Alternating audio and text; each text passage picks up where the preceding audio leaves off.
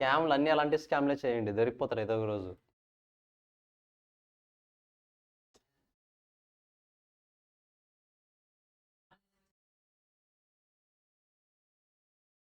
Time ఇవ్వలేదు.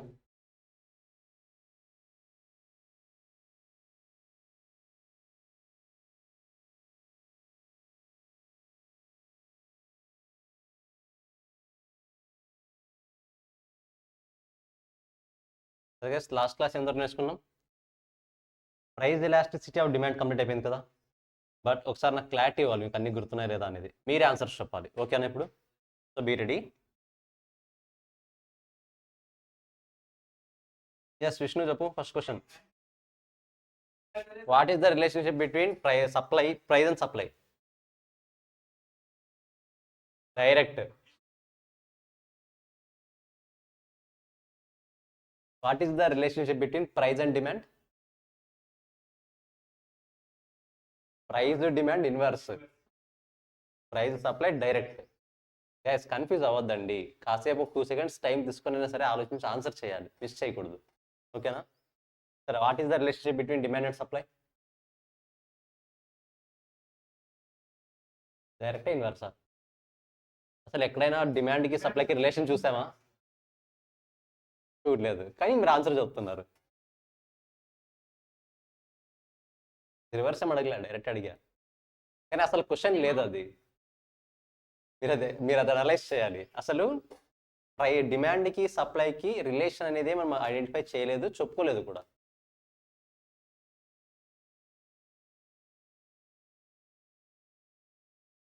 Sir చూడండి ఇక్కడ,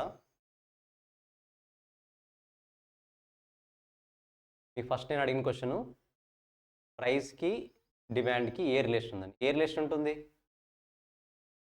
షూరా? So inverse relationship. ప్రైస్కి సప్లైకి ఏ రిలేషన్షిప్ ఉంటుంది?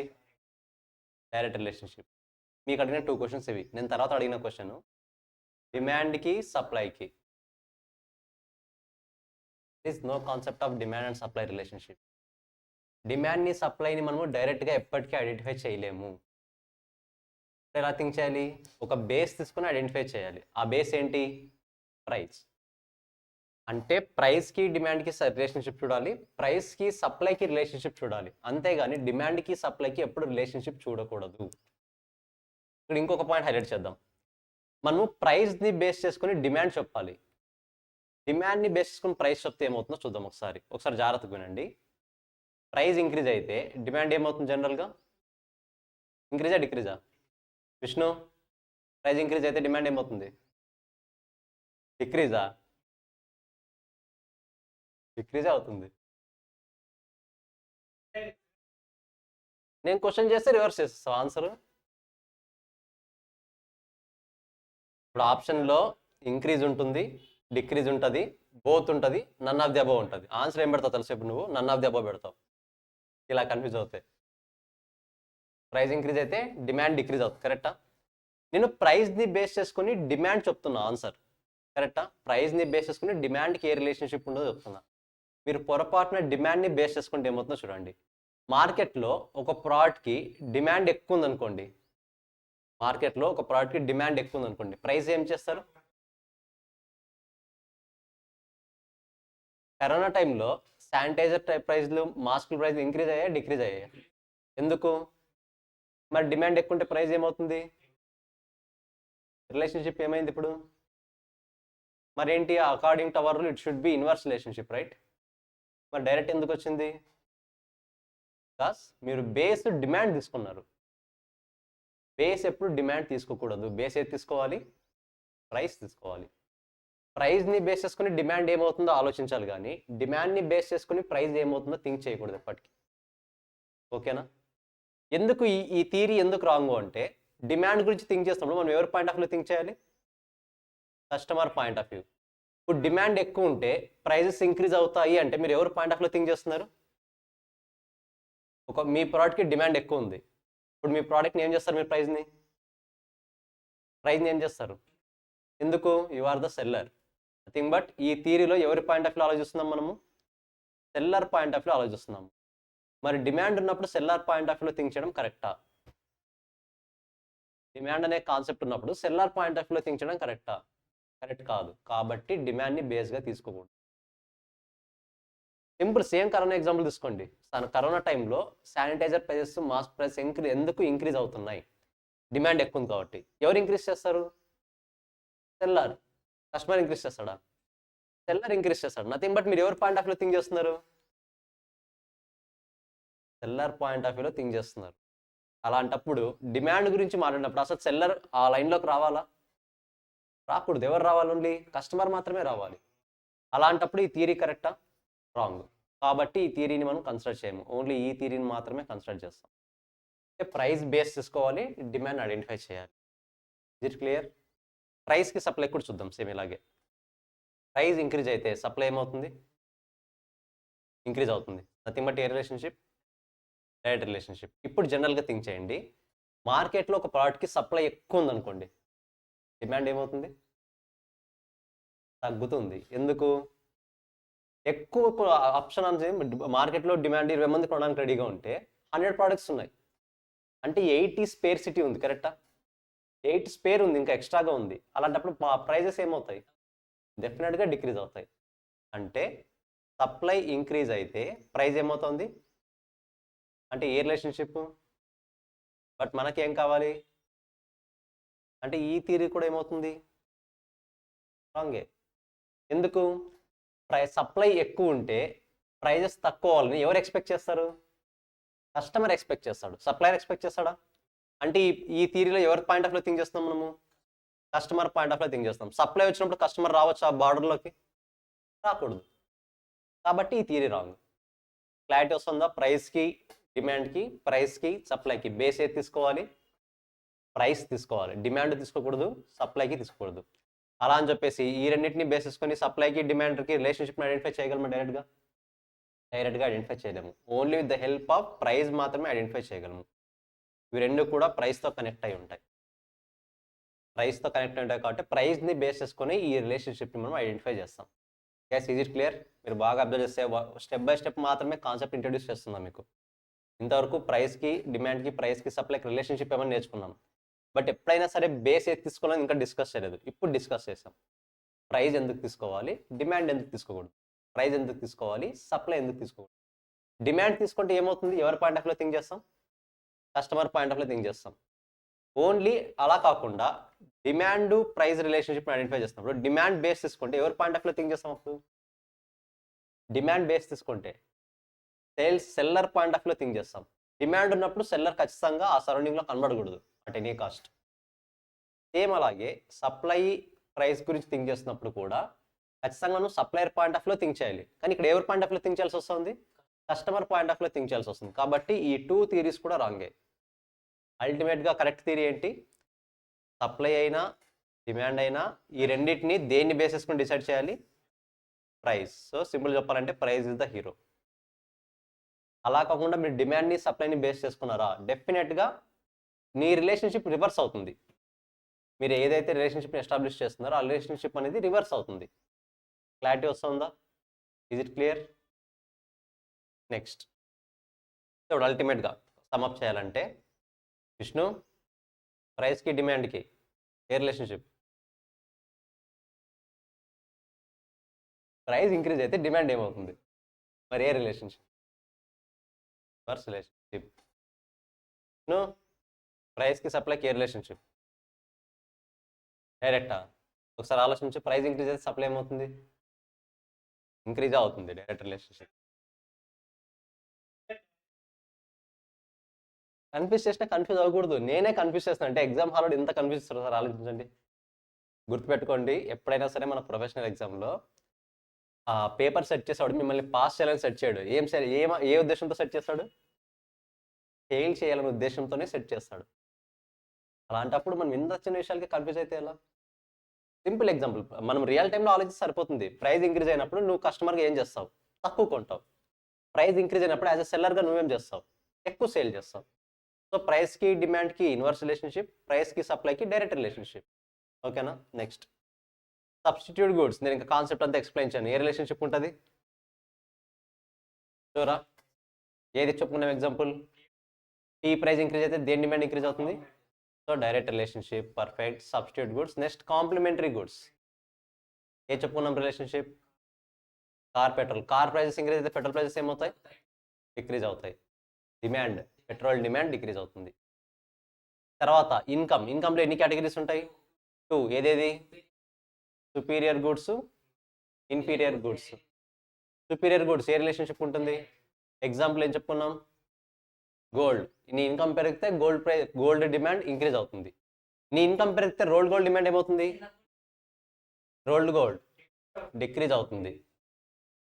So inverse relationship. Yes Dhanush ఏం చెప్పు, క్లియర్ అయిపోవాలి డౌట్. మన ఇన్కమే మరి ఇది. బేస్ ఏదైనా తీసుకోండి, వేరే ఎగ్జాంపుల్. సింపుల్ నార్మల్ షర్ట్స్, మీరు లెట్స్ సే బాటా. అవును, ఇన్కమ్ ఎక్కువ ఉంది కాబట్టి వస్తూ ఇన్కమ్ ఇంక్రీజ్ అయిపోద్ది. ఏ టైప్ ఆఫ్ ప్రోడక్ట్స్ కొంటావు? బ్రాండెడా, నార్మలా? బ్రాండెడ్. అంటే అవి ఏ కేటగిరీలోకి వస్తాయి?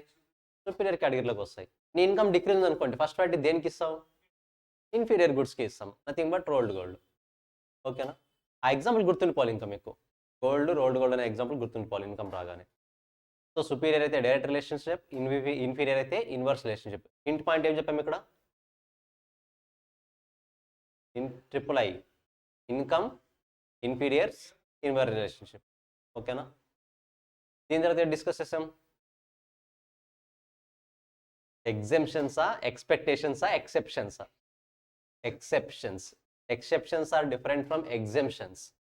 ఓకేనా? మీకు ఎగ్జెంప్షన్స్ అనే కాన్సెప్ట్ లేదు ఇక్కడ, ఎక్స్పెక్టేషన్స్ అనే కాన్సెప్ట్ కూడా లేదు. ఓన్లీ ఏదుంది? ఎక్సెప్షన్స్ అనే కాన్సెప్ట్ మాత్రమే ఉంది. ఓకేనా? సరే, ఎక్సెప్షన్స్ అంటే ఏం చెప్పుకున్నాం? మనం నార్మల్గా ఉన్న రిలేషన్షిప్కి సేమ్ అలాగే ఉంటాయి, రివర్స్ ఆర్డర్లో ఉంటాయి. ఫస్ట్ వన్ ఏది? Given paradox goods. ఏది ఎగ్జాంపుల్? బ్రెడ్. రైస్ నెసెసిటీ అవుతుంది కదా, రైస్ రాదు అన్ని కేటగిరీస్లో, బ్రెడ్ వస్తుంది. ఎందుకు అంటే గివెన్ పారాడాక్స్ గుడ్స్లో స్పెసిఫిక్గా ఎగ్జాంపుల్ తీసుకున్నది బిలో పావర్టీ లైన్ పీపుల్ని. Below poverty line people bread తింటారు. నేను చెప్పేది అలా కాదు. నార్మల్ పావర్టీ లైన్కి అబోవ్ ఉన్నవాళ్ళు, నథింగ్ బట్ అబోవ్ పావర్టీ వాళ్ళు ఏం చేస్తారు? అట్లీస్ట్ 2 times రైస్ తినే క్యాపబిలిటీ ఉంటుంది ఫినాన్షియల్గా.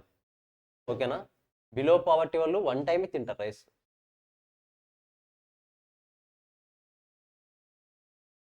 స్టోర్ బీమ్ కన్సిడర్ చేయకూడదు కదా. స్టోర్ బీమ్ ఎవరు వాళ్ళ ఓన్ అమౌంట్తో కొంటారా? లేదు కదా, గవర్నమెంట్ సబ్సిడీ ఇస్తే వస్తుంది. ఎక్సెప్షనల్ కేసెస్ కన్సిడర్ చేయకూడదు. ఓకేనా? సో జనరల్గా అక్కడ గివెన్ పారాడాక్స్లో ఎగ్జాంపుల్ తీసుకున్నదే బ్రెడ్ని బేస్ చేసుకుని కాన్సెప్ట్ని డిజైన్ చేశారు అక్కడ. సో పూర్ ఫ్యామిలీ ఉన్న వాళ్ళు ఖచ్చితంగా టిఫిన్స్కి ఏం తీసుకుంటారు? బ్రెడ్ తీసుకుంటారు. వాళ్ళు తినేదే అది, వాళ్ళకు ఉన్న ఆప్షనే అది, ఉన్న వాటిలో తక్కువ అమౌంట్లో దొరికేదే అది. లెట్స్ సే 5 rupees అనుకోండి, 6 rupees ఇంక్రీజ్ అయింది, తినడం మానేసారు, బ్రెడ్ ప్రైస్ పెరిగిందని ఖచ్చితంగా అదే తింటారు. నథింగ్ బట్ ప్రైస్ పెరిగిన ఏం చేస్తున్నారు? డిమాండ్ని ఇంక్రీజ్ చేస్తున్నారు. కాబట్టి అక్కడ ప్రైస్కి డిమాండ్కి ఏ రిలేషన్షిప్ ఉంది? Direct relationship. అంటే మనం జనరల్గా డిస్కస్ చేసుకునే రూల్కి అగెనిస్ట్గా ఉందా లేదా? అది అగెనిస్ట్గా ఉంది. సెకండ్ వన్ ఏది? స్పెక్యులేషన్స్. ఏది స్పెక్యులేషన్స్? Same gold. ఫ్యూచర్లో 2 monthsలో ప్రైజెస్ ఇంక్రీజ్ అవుతాయి అంటే ఇప్పుడు మీరు ఏం చేస్తారు? ఇప్పుడు కొంటారా, ఫ్యూచర్లో కొంటారా? ఇప్పుడే కొంటారు. ప్రైజెస్ ఏమవుతున్నాయి? ఇంక్రీజ్ అవుతున్నాయి. డిమాండ్ ఏమవుతుంది? ఇంక్రీజ్ అవుతుంది. నథింగ్ బట్ రెండు కూడా ఇంక్రీజ్ అవుతున్నాయి, direct relationship. Next third one ఏంటి? కాన్స్పీషియస్ గుడ్స్. ఏ ఎగ్జాంపుల్ చెప్పుకున్నాం? Cars. Luxury cars point of వ్యూలో థింక్ చేసినప్పుడు కార్ ప్రైస్ ఇంక్రీజ్ అయితే ఆటోమేటిక్గా డిమాండ్ కూడా ఏమవుతుంది? ఇంక్రీజ్ అవుతుంది. సేమ్ అలాగే జ్యువెలరీస్ కూడా, డైమండ్స్ కూడా. ప్రైస్ ఎంత ఎక్కువ ఉంటే వాటికి అంత వాల్యూ ఇంక్రీజ్ అవుతుంది. ఎంత ప్రైస్ ఎక్కువ ఉంటే అంత వాల్యూ ఇంక్రీజ్ అవుతుంది. నెక్స్ట్ ఏం చెప్పుకున్నాం? షేర్ మార్కెట్లో ఎలా? షేర్ ప్రైస్ ఇంక్రీజ్ అయితే ఎక్కువ కొంటాం, డిక్రీజ్ అయితే తక్కువ కొంటాం. Next one illusions. Band wagon effect ఏం చెప్పుకున్నాం? నరేంద్ర మోడీ ఎగ్జాంపుల్ చెప్పుకున్నాం, గుర్తుందా? ఎందుకు ట్రైన్లో రాడు, ఎందుకు హెలికాప్టర్లో వస్తారని? To hold our position. Nothing but మనం ఉన్న స్టేటస్ని కాపాడుకోవడానికి మనం డెఫినెట్గా సమ్ ఎక్స్ట్రా కాస్ట్ లింకర్ అవ్వాల్సి వస్తుంది. నెక్స్ట్ ఇల్యూజన్లో ఏం చెప్పుకున్నాం? 400 rupees, 700 rupees షర్ట్ ప్రైస్. ఏ షర్ట్ కొంటాం? అల్టిమేట్గా 700 rupeesకి వెళ్తాం. ఎందుకు? రూపీస్ ఉంది అంటే 400 రూపీస్ ఆటోమేటిక్గా ఏదో సమ్ డిఫాల్ట్ ఉందని, కరెక్టా? ఏదైనా సమ్ ఇష్యూ ఉంది అంటే డెఫినెట్గా ప్రైస్ తగ్గుతుంది. మీరు బాగా అబ్జర్వ్ చేస్తే ఇయర్ ఎండ్ సేల్స్ అని జరుగుతుంటాయి, ఐడియా ఉందా? Year end sale, year end clear sales అనేవి ఎందుకు? దాని మీనింగ్ ఏంటి? లెట్స్ సే ఇప్పుడు ఒక కార్ మ్యానుఫ్యాక్చర్ చేశారు, మీకు కార్స్ ఐడియా ఉంటే కార్ మోడల్ ఏదని అడుగుతారు, దాని మీనింగ్ ఏంటి? కార్ మోడల్ ఏంటి, దాని మీనింగ్ ఏంటి? మోడల్ నేమ్ ఉంటుందా? ఐడియా ఉందా? ఐడియా లేదు, లేదంటే ఎక్స్ప్లెయిన్ చేస్తా.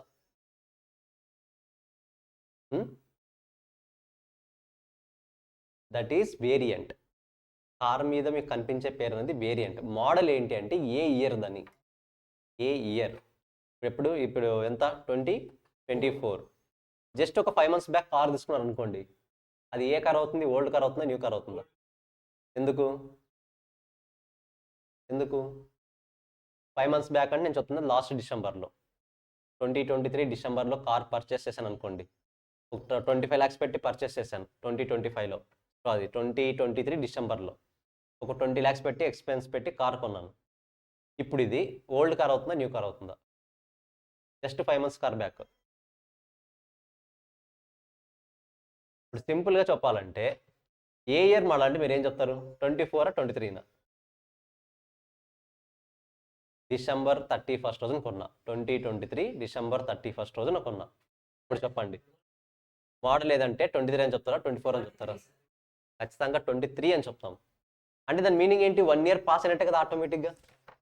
అఫ్కోర్స్ జరిగింది 5 months అయినా సరే, వాడు డిసెంబర్లో నేమ్ ప్లే మీరు కార్ డీటెయిల్స్ చూస్తే రిజిస్టర్ డేట్ అంతా ఉంటుంది, కానీ మోడల్ ఏది అంటే 2023 అని ఉంటుంది.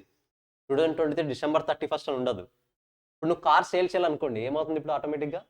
5 months కార్ అని చెప్పాలా, 1 year కార్ అని చెప్పాలా? 1 year కార్ అని చెప్పాలి. So that is the difference. Illusions ఇక్కడికి క్రియేట్ అవుతాయి, ఓకేనా? క్లారిటీ ఉండాలి. Models. Last one, emergencies. Emergency సినారియోలో ఏం చేయాలి? ఎంత కాస్ట్ అయినా సరే మనము డిమాండ్ని యాక్సెప్ట్ చేయాల్సిందే, వేరే ఆప్షన్ లేదు, కరెక్టా? సరే, దాని తర్వాత ప్రైస్ ఎలాస్టిసిటీ ఆఫ్ డిమాండ్ నేర్చుకున్నాం, డిటర్మినెంట్స్ నేర్చుకున్నాం. డిటర్మినెంట్స్ ఒకసారి చెప్పండి లైన్గా. Price, substitute goods, complementary goods, taste and preferences, income, climate, season, yes, population. Perfect, గుర్తుంటాయి కదండి. ఎంసీక్యూస్లో which one of the following is not a determinant అనొచ్చు. Which one of the following are not determinants of demand అని అడగొచ్చు.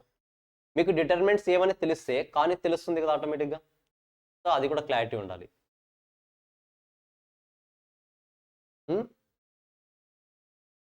Which one of the following is not a determinants of demand? Option A price, option B substitute goods, option C income, option D trees. ఎలా చెప్పారు? లేదు కాబట్టి మీకు మిగతా determinants అన్ని తెలుసు కాబట్టి తెలియంది ఏమవుతుంది? కరెక్ట్ ఆన్సర్ అవుతుంది, ఓకేనా? మనం చేస్తాం MCQs, no need to worry. MCQs చేస్తాం, మీకు క్లారిటీ వస్తుందండి. బట్ ముందుగానే చెప్తున్నా ఏ టైప్ ఆఫ్ క్వశ్చన్స్ అడగొచ్చు అనేది. తర్వాత price elasticity of demand. What is the formula for price elasticity of demand? Percentage change in demand. న్యూమరేటర్లో డిమాండా ప్రైజా? Demand divide by percentage change in price. What is the formula for percentage change in demand? D1 minus D0 divide by D0. అదే ప్రైస్కి అయితే P1 minus P0 divide by P0. P0 అంటే latest one, old one? Old one. P1 అంటే new one. Same అలాగే డిమాండ్కి కూడా. So price elasticity of డిమాండ్లో ఎన్ని categories ఉంటాయి? 5. Equal to 1 ఏమంటాం? Unitary elastic. Greater than 1 relatively elastic. సింపుల్గా క్వశ్చన్లో ఎలాస్టిక్ అనే వర్డ్ యూస్ చేస్తే దాని మీనింగ్ ఏంటి అంటే రిలేటివ్లీనా, పర్ఫెక్ట్లీనా? Relatively elastic demand. Less than 1 అయితే రిలేటివ్లీ ఇన్ఎలాస్టిక్ డిమాండ్. ఒకవేళ 0 అయితే, ఇన్ఫినిటీ అయితే perfectly elastic. Okay, equal to 1 ఉంది కదా, దాని మీనింగ్ ఏంటి? దాని నేమ్ ఏంటి? Unitary elastic, right? యూనిటరీ ఎలాస్టిక్లో ఏది ఎక్కువ చేంజ్ అవుతుంది, ఏది తక్కువ చేంజ్ అవుతుంది? రెండు ఈక్వల్గానే చేంజ్ అవుతాయి. పర్సెంటేజ్ చేంజ్ ఇన్ ప్రైస్ ఎంత ఉంటుందో పర్సెంటేజ్ చేంజ్ ఇన్ డిమాండ్ కూడా అంతే ఉంటుంది. గ్రేటర్ దెన్ 1లో ఏది ఎక్కువ చేంజ్ అవుతుంది? సారీ, ఏ దాంట్లో? Relatively elastic. పర్ఫెక్ట్. సింపుల్ నేను ఏమడుతున్నా ఇది గుర్తుపెట్టి నేను అడిగే క్వశ్చన్స్ని బేస్ చేసుకుని ఎగ్జాంపుల్ మీరు ఈజీగా ఫ్రేమ్ చేయొచ్చు. గ్రేటర్ దాన్ 1లో ఏది ఎక్కువ చేంజ్ అవుతుంది? డిమాండ్. ఎందుకు? న్యూమరేటర్ ఇంక్రీజ్ అయితేనే కదా గ్రేటర్ దాన్ 1 వచ్చేది. లెస్ దాన్ 1లో ఏది ఎక్కువ చేంజ్ అవుతుంది? డిమాండ్ తక్కువ చేంజ్ అవుతుంది. దాని మీనింగ్ ఏంటి? ఎక్కువ తక్కువ చేంజ్ అవడం మీన్స్ ప్రైస్ ఎక్కువ చేంజ్ అయితే డిమాండ్ తక్కువ పడిపోతుంది. ప్రైస్ ఎక్కువ పడిపోతే డిమాండ్ కొద్దిగా ఇంక్రీజ్ అవుతుంది. Of course inverse relationship. Change means inverse relationship, అది క్లారిటీ ఉండాలి. నెక్స్ట్ ఇంకేమున్నాయి? ఈక్వల్ టు 0 వచ్చిందంటే ఏమి చేంజ్ అవ్వట్లేదు, డిమాండ్ చేంజ్ అవ్వట్లేదు. డిమాండ్ చేంజ్ అవ్వట్లేదు అంటే ఆన్సర్ ఏమొస్తుంది? ఈక్వల్ టు 0 వస్తుంది. అంటే మీరు క్యాలిక్యులేట్ చేసినప్పుడు ఆన్సర్ ఈక్వల్ టు 0 వచ్చిందంటే డిమాండ్ చేంజ్ అవ్వట్లేదని. ఇన్ఫినిటీ వచ్చిందంటే ఏంది చేంజ్ అవ్వట్లేదు? ప్రైస్ చేంజ్ అవ్వట్లేదు. సంథింగ్ డివైడ్ బై 0 అంటే ఏమొస్తుంది? ఇన్ఫినిటీ. కరెక్టా? క్లారిటీ వస్తుంది ఇదంతా కూడా, ఏ ఇష్యూ లేదు కదా. ఈ కాన్సెప్ట్ నేమ్ ఏంటి? Price elasticity of demand. కరెక్టా? సేమ్ కాన్సెప్ట్ ఇప్పుడు ఇన్కమ్ ఎలాస్టిసిటీ ఆఫ్ డిమాండ్ వస్తుంది. Same concept.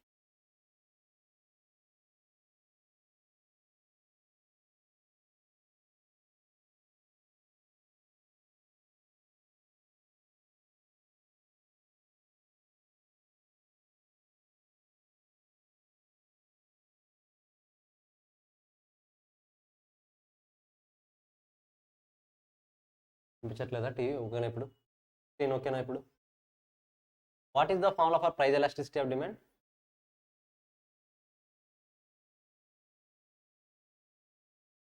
Price elasticity of demand percentage change in demand divide by percentage change in price. అంతేనా? ఇప్పుడు ఏమడుతున్నా నేను? Income elasticity of demand. Demand always ఎక్కడ రావాలి? Numerator. కాబట్టి ఇప్పుడు డినామినేటర్ ఏమొస్తుంది? Income. Price elasticity of demand అన్నప్పుడు ప్రైస్ ఎక్కడ వస్తుంది? డినామినేటర్లో వస్తుంది. న్యూమరేటర్లో ఏమొస్తుంది? డిమాండ్ వస్తుంది. అంటే డినామినేటర్లో ప్రైస్ వస్తుంది, న్యూమరేటర్లో డిమాండ్ వస్తుంది. సేమ్ అలాగే ఇన్కమ్ ఎలాస్టిసిటీ ఆఫ్ డిమాండ్ అన్నప్పుడు న్యూమరేటర్లో ఏమొస్తుంది? డిమాండ్. డినామినేటర్లో ఏమొస్తుంది? ఇన్కమ్ వస్తుంది. సో ఆల్రెడీ చెప్పాం కదా, డిమాండ్ని ఏది చేంజ్ చేయొచ్చు? సప్లై. ప్రైస్ ఏం చేయొచ్చు? ఇన్కమ్. నథింగ్ బట్ నెక్స్ట్ ఏమొస్తుంది? ప్రైస్ ఎలాస్టిసిటీ ఆఫ్ సప్లై వస్తుంది. అప్పుడు ఫార్ములా ఏమి? Percentage change in supply divide by percentage change in price. Clarity వస్తుందా? నేను ఇంకోసారి ఎక్స్ప్లెయిన్ చేస్తున్న ఫార్ములాస్ మీరు బైహార్ట్ చేయకూడదు, రీజన్స్ని బేస్ చేసుకుని గుర్తుండిపోవాలి. So first formula is price elasticity of demand. ఇది నేర్చుకున్నాం కదా, percentage change in demand divide by percentage change in price. గుర్తుపెట్టుకోండి, బేస్ ప్రైస్ తీసుకున్నాం, బేస్ అన్నది ప్రైస్ తీసుకున్నాం. Next price elasticity of supply వస్తుంది. ఇప్పుడు ఏమొస్తుంది? సప్లై కూడా బేస్ ఏం తీసుకోవాలి? ప్రైజే తీసుకోవాలి. కాబట్టి percentage change in supply divide by percentage change in price. Next ఇంకొత్త కాన్సెప్ట్ ఇది ఇన్కమ్ ఎలాస్టిసిటీ ఆఫ్ డిమాండ్. ఇప్పుడు ఏమొస్తుంది formula? Percentage change in demand divide by percentage change in income. 3 formulas. ఏదైనా అడిగినోడు సేమ్ ఫార్ములా. మీకు తెలుసు కదా వీటిని ఎలా చేయాలో. Percentage change in supply, what is the formula? Percentage change in supply, what is the formula? S1 minus S0 divide by S0. Demand formula ఏంటి? D1 minus D0 divide by D0. అలాంటప్పుడు S1కి Sకి ఏమవుతుంది? S1 minus S0 divide by S0. P కూడా change అయ్యి ఇస్తాడు. P1 minus P0 divide by P0. Price కూడా change డెఫినెట్గా ఇస్తాడు. P కూడా సేమ్ ఫార్ములానే, P1 minus P0 divide by P0. First of all గుర్తుపెట్టుకోండి, this is the formula for change. ఇక్కడైనా కాదు, ఎక్కడైనా సరే ఇదే change formula. New result minus old result divide by old result.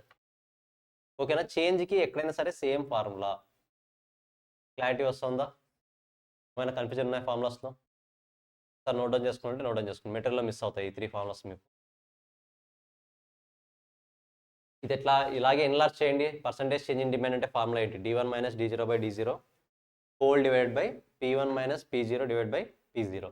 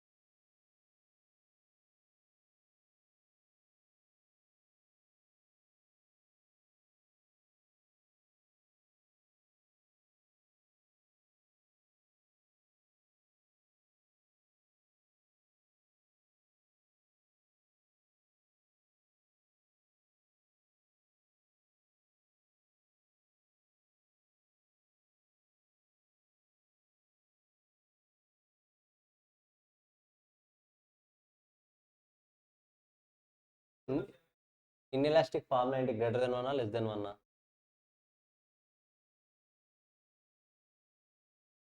Unitary elastic అయితే ఈక్వల్ టు చేంజ్ అవుతుంది. Perfectly ఇన్ఎలాస్టిక్లో answer ఏమొస్తుంది? జీరోనా ఇన్ఫినిటీనా? జీరో.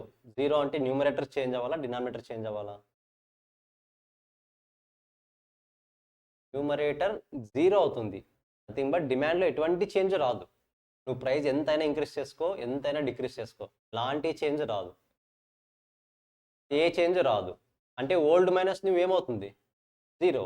ఓల్డ్ 5 యూనిట్స్ ఉన్నది, న్యూ యూనిట్స్ ఎన్ని అవుతాయి? 5 అవుతాయి. అప్పుడు ఆ డిమాండ్ ఏమవుతుంది? సింపుల్, మీకు ఒక ఎగ్జాంపుల్ ఫ్రేమ్ చేస్తాను.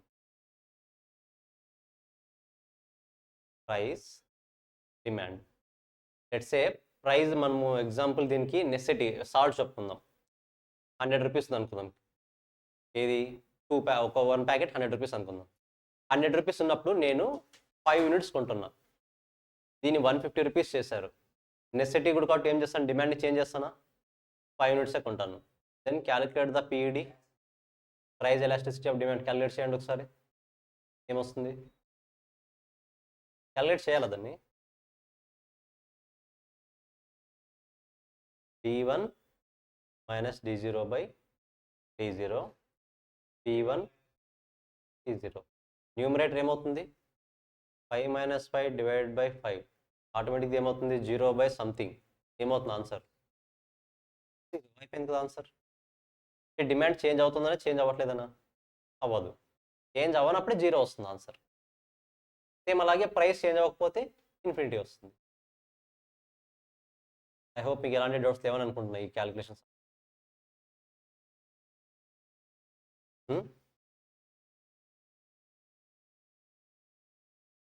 100 ఉన్నప్పుడు 5 కొంటున్నా, 150 అయింది. దీంట్లో ప్రైస్ చేంజ్ అవుతుంది కాబట్టి ఇప్పుడు ప్రైస్ 100 ఉంది. మరి సేమ్ రెండు 100, కానీ డిమాండ్ ఇంక్రీజ్ చేస్తున్నా 15. Then calculate PED. ప్రైస్ ఏమవుతుంది అప్పుడు? 0 అవుతుంది. డినామినేటర్ 0 అయిందంటే ఆన్సర్ ఏమొస్తుంది? ఇన్ఫినిటీ వస్తుంది. క్లారిటీ వస్తుందా? ప్రైస్ 0 అయితే ఏమవుతుంది, డిమాండ్ 0 అయితే ఏమవుతుంది? క్లారిటీ ఉంటే చాలు. Clear?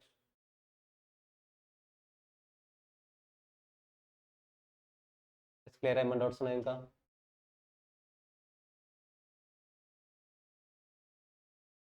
You are okay with price elasticity of demand, then income elasticity of demand ఉంది మీకు, ప్రైస్ ఎలాస్టిసిటీ ఆఫ్ సప్లై ఉంది. రెండు కూడా ఈజీ అవుతాయి ఇది క్లారిటీ ఉంటే.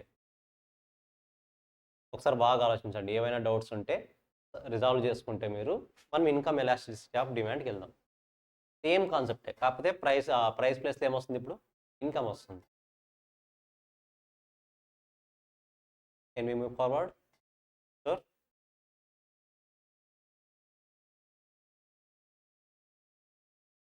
So income elasticity of demand, it shows the relationship, it shows the proportionate change in demand with respect to proportionate change in income. ఇన్కమ్ని base చేసుకుని డిమాండ్ ఎలా change అవుతుందో మనకు డిఫైన్ చేసేదే income elasticity of demand. Price ఎలాస్టిసిటీలో ఏమవుతుంది? ప్రైస్ని base చేసుకుని డిమాండ్ ఎలా చేంజ్ అవుతుందో చెప్తారు. ఇన్కమ్ ఎలాస్టిసిటీలో ఏం చెప్తారు? ఇన్కమ్ని బేస్ చేసుకుని డిమాండ్ ఎలా చేంజ్ అవుతుందో చెప్తారు. It means it explains how much change in income it leads to how much change in demand. ఎంత పర్సెంటేజ్ ఆఫ్ ఇన్కమ్లో చేంజ్ వస్తే ఎంత పర్సెంటేజ్ ఆఫ్ డిమాండ్లో చేంజ్ వస్తుంది అనేది క్లారిఫై ఇస్తుంది. Same formula, percentage change in quantity demanded divided by percentage change in income. Clear? Types same types. చూడండి, infinity, 0, greater than 1, less than 1, equal to 1. First equal to 1 ఏమంటాం? Unitary elastic income demanded. అక్కడ ఏం నేర్చుకుంటాం? Unitary elastic price demand. But కాకపోతే అక్కడ price అనే వర్డ్ని use చేయకుండా ఇన్కమ్ ఎలాస్టిసిటీ ఆఫ్ డిమాండ్ అని యూజ్ చేస్తాం. బట్ ఇన్కమ్ అనే వర్డ్ వచ్చింది అంటే ఇన్కమ్ అనే వర్డ్ని డెఫినెట్గా యూజ్ చేయాలి. Unitary elastic income demand equal to 1. Greater than 1 అనుకోండి, అక్కడ ఏమంటాం? Relatively elastic demand. ఇక్కడ చూడు, రిలేటివ్లీ ఎలాస్టిక్ ఇన్కమ్ డిమాండ్. అక్కడ రిలేటివ్లీ ఎలాస్టిక్ డిమాండ్ అనే వర్డ్ యూజ్ చేస్తాడు అంటే ఇంప్లాయిడ్ మీనింగ్ ఏంటి? దేనివల్ల డిమాండ్లో చేంజ్ వస్తుంది? ప్రైస్ వల్ల వస్తుంది. జస్ట్ రిలేటివ్లీ ఎలాస్టిక్ డిమాండ్ అనే వర్డ్ యూజ్ చేశాడు అంటే దేనివల్ల డిమాండ్లో దేనివల్ల డిమాండ్లో చేంజ్ వస్తుంది? Only because of price. మరి ఇన్కమ్ వల్ల ఎప్పుడు వస్తుందో తెలుస్తుంది, ఖచ్చితంగా ఇన్కమ్ అనే వర్డ్ని యూజ్ చేస్తాడు, డెఫినెట్గా యూజ్ చేస్తాడు ఇన్కమ్ అనే వర్డ్. క్లారిటీ వస్తుందా, కన్ఫ్యూజన్ ఏం లేదు కదా. గ్రేటర్ దాన్ 1, లెస్ దాన్ 1 అయితే relatively inelastic demand, equal to 0 అయితే perfectly inelastic, equal to infinity అయితే పర్ఫెక్ట్లీ ఎలాస్టిక్. సేమ్ కాన్సెప్ట్సే, కాకపోతే నేమ్ చేంజ్ అవుతుంది అంతే. ప్రైస్ ప్లేస్లో ఏమొస్తుంది, ఇన్కమ్ వస్తుంది. ఒకసారి ఇవి కూడా చూసేద్దాం ఒకసారి. Perfectly elastic income demand, EY equal to 0. Y అనేది ఏంటంటే ఇన్కమ్ని ఎప్పుడైనా సరే వైతో రిప్రజెంట్ చేస్తాం. ఇన్కమ్ని ఎప్పుడైనా సరే వైతో రిప్రజెంట్ చేస్తాం. ప్రైజ్ని పీగా ఎలా రిప్రజెంట్ చేస్తామో ఇన్కమ్ని వైతో రిప్రజెంట్ చేస్తాం. ఒకసారి చెప్పండి, ఇప్పుడు చూద్దాం. ఈక్వల్ టు 0 అవ్వాలంటే what is the formula, percentage change in demand by percentage change in income. కరెక్టా కదా. Income elasticity of demand formula percentage change in demand divide by percentage change in income. మరి infinity రావాలి అంటే ఏది change అవ్వకూడదు, income change అవ్వకూడదు. అంటే ఏది చేంజ్ అవుతుంది, డిమాండ్ చేంజ్ అవుతుంది. ఒకసారి చదవండి, సేమ్ పాయింట్ ఉంటుంది. When the income is constant, constant అంటే దాని మీనింగ్ ఏంటి, చేంజ్ అవ్వట్లేదనే కదా. And there is a change in the demand, then it is called perfectly elastic income demand. మీకు ఆ చదవగానే క్లారిటీ వచ్చేయాలి. మ్యాథమెటికల్ ఫార్ములాస్ క్లారిటీ ఉంటే చాలు. డినామినేటర్ 0 అయిందంటే ఇన్ఫినిటీ వస్తుంది, న్యూమరేటర్ 0 అయిందంటే 0 వస్తుంది. It is said to be perfectly elastic income demand. It means that the demand may increase or decrease without change in income. ఇన్కమ్లో చేంజ్ వచ్చినా, ఇన్కమ్లో చేంజ్ రాకపోయినా సరే ఏది చేంజ్ అవుతుంది, డిమాండ్ చేంజ్ అవుతుంది. Here the value of E Y is infinity, the demand curve is parallel to O X axis. Demand curves అనేది ఇంకా సేమ్, మనము డిమాండ్లో ప్రైస్ ఎలాస్టిసిటీ ఆఫ్ డిమాండ్ ఎలా చూసామో సేమ్ ఫార్ములాస్ అన్ని, సేమ్ గ్రాఫ్స్, ఏమీ చేంజ్ అవ్వవు. ఓకేనా. Perfectly inelastic demand, EY equal to 0 అవ్వాలంటే ఏది కాన్స్టెంట్గా ఉండాలి, డిమాండ్ కాన్స్టెంట్ ఉండాలి. ఇన్కమ్ చేంజ్ అయినా సరే డిమాండ్ కాన్స్టెంట్గా ఉండేది ఏంటి, ఎగ్జాంపుల్ చెప్పండి. మన ఇన్కమ్ చేంజ్ అయినా సరే డిమాండ్ ఒకే విధంగా ఉంటుంది, ఏది, సాల్ట్. ఇంకా ఇంకా సాల్ట్ ఓకే. ఇంకా ఇంకేమైనా ఉన్నాయా, వెజిటేబుల్స్, పర్ఫెక్ట్ ఫుడ్, అవన్నీ నెసెసరీసే కదా. నెసెసరీస్ కాకుండా చెప్పండి ఇంకేమున్నాయి. మన ఇన్కమ్ ఎంత చేంజ్ అయినా సరే డిమాండ్ కాన్స్టెంట్గా ఉంటుంది, నథింగ్ బట్ డిమాండ్లో ఎలాంటి చేంజ్ ఉండదు. రియాలిటీలో చేంజ్ ఉంటుంది, స్లైట్ వేరియేషన్ ఉంటుంది. రియాలిటీలో స్లైట్ వేరియేషన్ ఉంటుంది. ఎస్ విష్ణు, మొబైల్ కవర్సా, నెసెసరీస్ వస్తాయి, నెసెసిటీ రాదు. మెడిసిన్స్, పర్ఫెక్ట్, మెడిసిన్స్ కూడా అంతే కదా. ఇన్కమ్ ఎలా ఉన్నా సరే డిమాండ్ ఎలా ఉంటుంది, సేమ్ ఉంటుంది. క్లాత్స్ చేంజ్ అవుతాయి కదా, క్లాత్స్ చేంజ్ అవుతాయి. డిమాండ్ ఇంక్రీజ్ అయ్యే కొద్దీ మనం యూస్ చేసే క్లాత్ స్టైల్ చేంజ్ అవుతుంది. అవసరం లేకున్నా కొంటాం, ఇన్కమ్ ఎక్కువ ఉంటే అవసరం లేకున్నా కొంటాం కొన్నిసార్లు. ఇన్కమ్ లేదంటే ఫెస్టివల్కి మాత్రమే కొంటాం. చేంజ్ అవుతుంది డెఫినెట్గా, పర్స్పెక్టివ్ చేంజ్ అవుతుంది. క్లాత్స్ రాదు. ఇంకా గోల్డ్ చేంజ్ అవుతుంది కదా. ఇన్కమ్ ఎక్కువ అయితే గోల్డ్ ఏం చేస్తాం, ఎక్కువ కొంటాం. ఇన్కమ్ తక్కువ ఉంటే తక్కువ కొంటాం, గోల్డ్ రాదు. ఎప్పటి నుంచి ఒక మోస్ట్ పాపులర్ ప్రోడక్ట్ ఒకటి ఉంది, ఒక 100 years నుంచి, టూరిస్ట్ ప్లేసెస్. టూరిస్ట్ ప్లేసెస్ అనేది కన్సిడర్ చేయొచ్చు, బట్ కాకపోతే స్మాల్ డిఫరెన్స్ ఉంటాయి అందులో, ఆల్వేస్ వర్క్ అవ్వవు. ఇన్కమ్ ఇంక్రీజ్ అయినంత మాత్రాన ప్రతిసారి టూరిస్ట్ ప్లేస్లో డిమాండ్ ఇంక్రీజ్ అవుతుందన్న గ్యారంటీ లేదు కదా. మనం వెళ్తే ఇంక్రీజ్ అవుతుంది, వెళ్ళకపోతే అది ఓకే కన్సిడర్ చేయొచ్చు, టు సమ్ ఎక్స్టెన్స్ కన్సిడర్ చేయొచ్చు. ఇంకా ఒక ప్రోడక్ట్ ఉంది, మెయిన్గా ఒక ప్రోడక్ట్ ఉంది. నీ ఇన్కమ్ 1 lakh ఉంది, 10 rupees ఉంది, ఆ ప్రోడక్ట్ని కొంటావు. Other than necessaries, education is necessary. పర్టికులర్గా ఒక ప్రోడక్ట్ ఉంది, లెట్స్ సే నీ స్టార్టింగ్ సాలరీ 10,000తో స్టార్ట్ అయింది అనుకోండి, ఆ ప్రోడక్ట్ మీ దగ్గర ఉంటుంది. 1 lakh స్టార్ట్ అయింది అనుకోండి, అయినా సరే ఆ ప్రోడక్ట్ మీ దగ్గర ఉంటుంది, ఈ సైజులో ఉంటుంది. పానీపూరి ఉందా, పానీపూరి దగ్గర ఇప్పుడు థింక్ చేయండి, థింక్ చేయండి. పానీపూరి అని కాన్సెప్ట్ వచ్చింది కదా, పానీపూరి బిజినెస్ గురించి మాట్లాడదాం నెక్స్ట్. ఇది కాన్సెప్ట్ కంప్లీట్ అయిన తర్వాత ఇంట్రెస్టింగ్ ఫ్యాక్ట్ ఉంది దాంట్లో, చూద్దాం. లేదు అంటే ఉద్దేశం ఏంటి, ఇన్కమ్ ఇంక్రీజ్ అయితే సోప్ యూస్ చేస్తాం, ఇన్కమ్ డిక్రీజ్ అయితే సోప్ యూస్ చేయమనే కదా. మీ ఉద్దేశం థింక్ చేయండి. దాని డిమాండ్ ఇప్పటికీ అలాగే ఉంది. అది ఐ మీన్ ప్రొడక్షన్ స్టార్ట్ చేసిన తర్వాత నుంచి ఇప్పటి వరకు అస్సలు డిక్రీజ్ అవ్వలేదు, ఇంక్రీజ్ అవ్వలేదు, కాన్స్టాంట్గా వెళ్తుంది. ఇన్ఫ్లేషన్ని బేస్ చేసుకొని కాన్స్టాంట్గా గ్రోత్ అవుతుంది. ఆల్మోస్ట్ ఎవరీ 100 ఫ్యామిలీస్లో అట్లీస్ట్ 95 ఫ్యామిలీస్ అది యూజ్ చేస్తారు. At least 95 families. No, bike is necessity, not necessary. ఏది ఇంటి ఇవ్వాలా? స్మెల్ బాగుంటుంది, Zandu balm. Perfect. Amrutanjan Zandu balm. మాకు చెప్పాలి ఫ్రెండ్స్, మీరు మాట్లాడుకుంటే ఏముంది? ఎగ్జామ్ హాల్లో ఇన్విలేటర్ చెప్పాలంటే ఆన్సర్ ఇస్తారు, యాక్సెప్ట్ చేస్తాడా? నేను ఎగ్జామ్ హాల్లో రాయాలి కదా మనము. సో జెండు బామ్ అవ్వచ్చు, అమృతాంజన్ అవ్వచ్చు, ఆ కేటగిరీ ఏవైనా అవ్వచ్చు, హెడ్ ఏక్ రిలేషన్ ప్రాసెస్ ఏవైనా అవ్వచ్చు. ఖచ్చితంగా ఉంటాయి లేదా? అఫ్కోర్స్ 95 తక్కువే, మనకు 98 ఫ్యామిలీస్ అని చెప్పొచ్చు. డెఫినెట్గా ప్రతి ఇంట్లోనూ ఉంటుంది. So because necessity. నీ డిమాండ్ 1 lakh అయినా ఉంటుంది, 10,000 అయినా కూడా ఉంటుంది. ఆ ప్రోడక్ట్కి ఆల్టర్నేటివ్ ప్రోడక్ట్ అనేది ఏది లేదు. ఉందా ఏదైనా? వేరే రేంజ్లో ఏమైనా ఉన్నాయా? రిచ్ పీపుల్ అయితే జెండు బాము, పూర్ పీపుల్ అయితే బూమ్ బాము, అలాంటివి ఏమైనా ఉన్నాయా? ఏం లేవు కదా. ఏముంది? జెండు బామ్ మాత్రమే ఉంది. సో డెఫినెట్గా యూజ్ చేయాల్సిందే. It comes under perfectly inelastic demand. Clarity వస్తుందా? Is it clear? So perfectly inelastic డిమాండ్లో ఏది కాన్స్టెంట్ ఉంటుంది?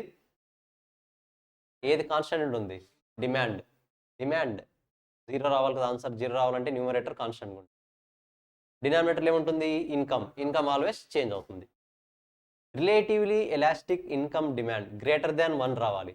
గ్రేటర్ దాన్ 1 రావాలంటే ఇన్కమ్లో వచ్చే చేంజ్ కన్నా డిమాండ్లో వచ్చే చేంజ్ ఎక్కువ ఉండాలి.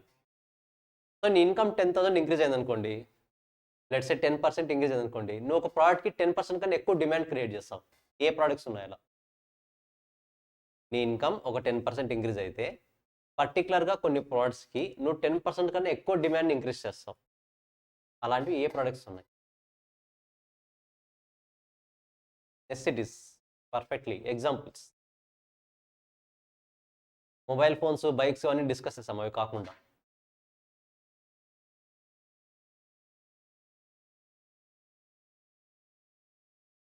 Yes, fan to AC shift అవ్వడం. పర్ఫెక్ట్. ఇంకా bike to car. Yes, maybe demand కొద్దిగా ఇంక్రీజ్ అయినా సరే, ప్రైస్ ఇన్కమ్ ఇంకొద్దిగా ఇంక్రీజ్ అయినా సరే డిమాండ్ ఎక్కువ క్రియేట్ చేస్తారు మీరు. పర్ఫెక్ట్. ఇంకా చిన్న టీవీ నుంచి పెద్ద టీవీ. ఓకే, చిన్న ఏనుగు నుంచి పెద్ద ఏనుగు, అంతే కదా. ఇంకా సింపుల్ అప్గ్రేడేషన్ అంటాం కదా. అప్గ్రేడేషన్, మన లైఫ్ సంబంధించి అప్గ్రేడేషన్ అంటాం కదా. వాటికి సంబంధించిన ప్రోడక్ట్స్ అండి. సింపుల్ చెప్పాలంటే all type of necessity goods. ఓకేనా? బేసిక్ ఎగ్జాంపుల్ మనం రియల్ టైంలో చూసే ఎగ్జాంపుల్ ఒకటి చెప్తాం. మరి పెద్ద ప్రోడక్ట్స్ కాకుండా చిన్న ప్రోడక్ట్స్. నీ ఇన్కమ్ సడన్గా ఒక 10,000 పెరిగింది అనుకుందాం. ఫ్రెండ్స్కి చెప్తావు. ఫ్రెండ్స్ ఏమంటారు ఫస్ట్? అంటే నువ్వు ఆటోమేటిక్గా ఏం పెంచుతున్నావు? డిమాండ్. బిర్యానీ డిమాండ్ ఇంక్రీజ్ చేస్తావు. క్లారిటీ వస్తుందా? నీకు పెరిగింది ఎంత? 10%. ఆ 10%తో 10 మెంబర్స్ బిర్యానీ ప్యాకెట్స్ ఇప్పిస్తున్నావు. బిర్యానీ ఇంకా ఎక్కువ డిమాండ్ పెంచుతున్నావు లేదు, నువ్వు ఆటోమేటిక్గా ఇంక్రీజ్ అవుతుంది. ఇంతకుముందు పానీపూరి తింటే చాలా అనుకునేవాడివి, ఇప్పుడు ఇన్కమ్ ఇంక్రీజ్ అయింది కదా కొద్దిగా. ఏది నో నార్మల్గా కొద్దిగా సిటీ స్టైల్కి అలవాటు పడాలనుకుంటున్నావు. ఆటోమేటిక్గా దేనికి షిఫ్ట్ అవుతావు? పిజ్జాకో, బర్గర్కో, శాండ్విచ్కో షిఫ్ట్ అవుతావు. ఆటోమేటిక్గా నీ ఇన్కమ్ కన్నా అక్కడ డిమాండ్ ఇంక్రీజ్ చేస్తున్నావు లేదా? ఇంక్రీజ్ అవుతుంది. క్లారిటీ వస్తుందా? ఇంతకుముందు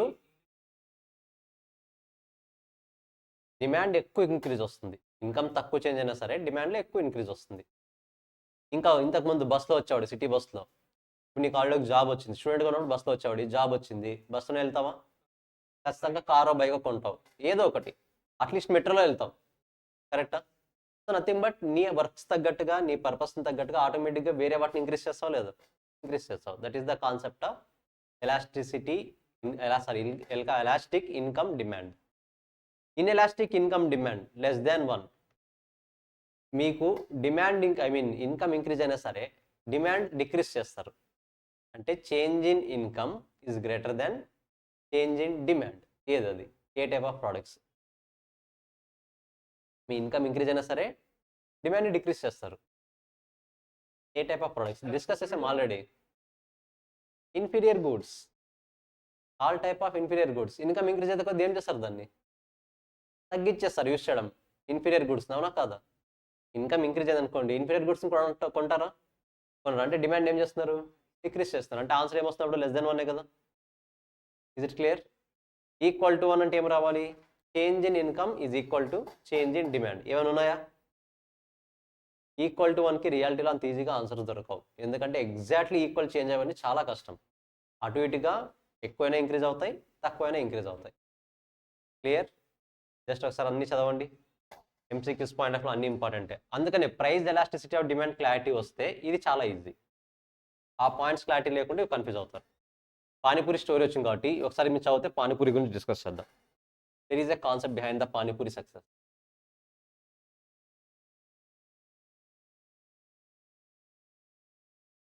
మన లైఫ్కి అవసరమయ్యే, ఐ మీన్ మన ఈ జర్నీస్లో, కామర్స్ జర్నీలో మనకు అవసరమయ్యే కొన్ని స్ట్రాటజీస్, బిజినెస్ టాక్టిక్స్ కొన్ని ఉంటాయి. నేను డెఫినెట్గా నా క్లాస్లో వీక్లీ 1 అయినా డిస్కస్ చేస్తాను.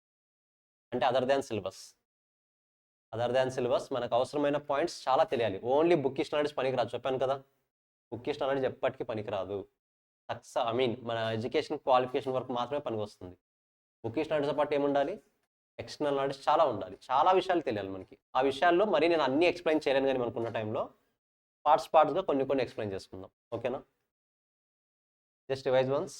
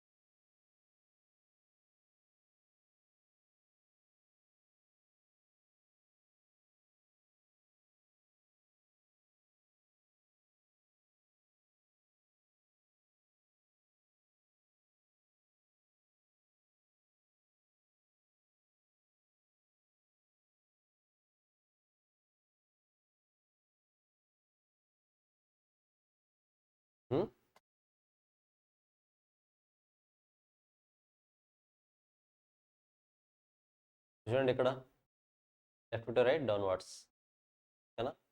Left to right upwards.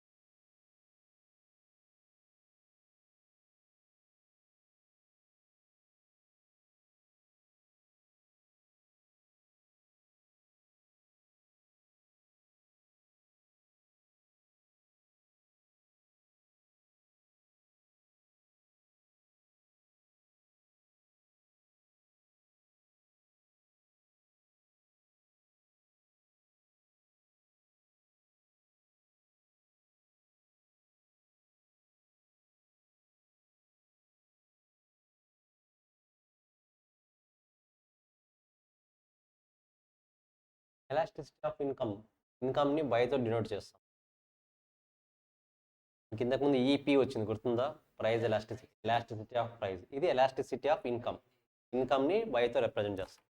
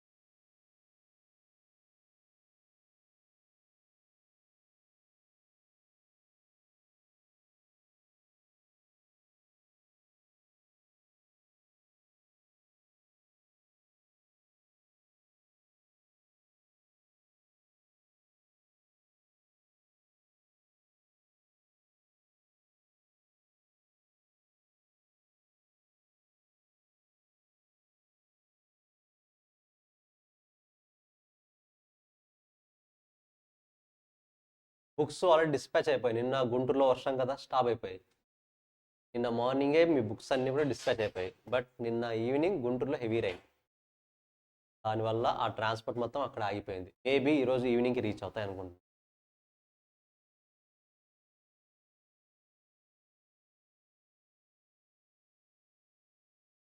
ఇక్కడ కూడా బాగానే వచ్చినట్టుంది కదా నిన్న వర్షం. నిన్న ఈవినింగ్ రాలేదా?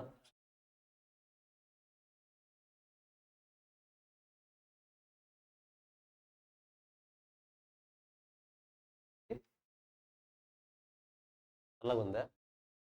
అలాగే ఉంటుందిలే, ఆఫ్టర్నూన్ తెలుస్తుంది. సరే గైస్, పానీపూరి టాపిక్ వచ్చింది కాబట్టి we need to learn few things from panipuri. ఏంటది? పానీపూరి ఇండియాలో సక్సెస్ఫుల్ బిజినెస్సా, ఫెయిల్యూర్ బిజినెస్సా? మీరు చెప్పండి. సక్సెస్ఫుల్ పీసా, సక్సెస్సా, ఫెయిల్యూరా? షూరా? ఆన్ అన్ యావరేజ్గా ఒక పానీపూరి పర్సన్ ఎంత సేవ్ చేస్తాడు పర్ డేకి? అంటే అతను ఇంకర్ అయ్యే ఎక్స్పెన్సెస్ అన్ని పోను, మొత్తం ఎక్స్పెన్స్ అన్ని తీసేయగా ఎంత సేవ్ చేయొచ్చు మీ according to your estimation in Hyderabad? నేను హైదరాబాద్ గురించి మాట్లాడతాను ముఖ్యంగా. అదే హైదరాబాద్ పాపులేషన్ బట్టే చెప్పు. 50 రూపీసా? 50 పైసే? నో నో, నేను ప్లేట్ అడగట్లేదు. ఓవరాల్గా పర్ డేకి ఎంత ఇన్కమ్ తీసుకెళ్తాను నేను. ఇన్కమ్ మీన్స్ ఇక్కడ ప్రాఫిట్ అడుగుతున్నా.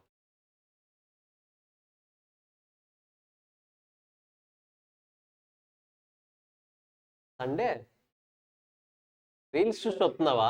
రీల్స్ చూసి చెప్తే కష్టం, రీల్స్తో ఉండిపోతాం మరి. రీల్స్ అనేది బేస్ కాదు, we should have some base. Panipuri సెల్లర్ని అడిగి మీరు చెప్పండి, మీ ఎస్టిమేషన్ చెప్పండి ఓవరాల్గా. ఓకే, ఇంకా ఇంకేమైనా ఉన్నాయా?